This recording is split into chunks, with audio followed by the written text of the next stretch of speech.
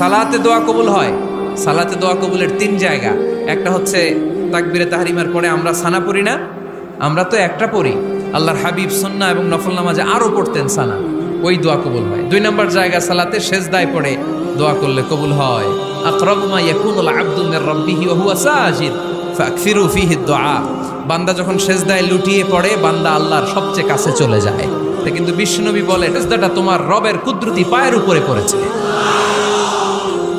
সেজদায় পড়ে দোয়া করেন। সালাম ফিরানোর আগে বিশ্বনবী দোয়া করতেন, লা ইউসাল্লিমান্না আহাদুকুম হাত্তা ইয়াতাআওয়াযা মিন আরবা'a। আল্লাহর হাবিব বললেন, চার জিনিস থেকে পানাহ না আছে আমার কোন উম্মত যেন সালাম না ফিরায়। তারা যেন পড়ে, আল্লাহুম্মা ইন্নী আউযু বিকা মিন আযাবিল কবর, আউযু বিকা মিন আযাবি জাহান্নাম, আউযু বিকা মিন ফিতনাতিল মাহইয়া ওয়াল মামাত, আউযু বিকা মিন ফিতনাতিল মাসিহিদ দাজ্জাল। আল্লাহ কবরের আযাব থেকে বাঁচাও, আল্লাহ জাহান্নামের আগুন থেকে বাঁচাও, আল্লাহ জীবন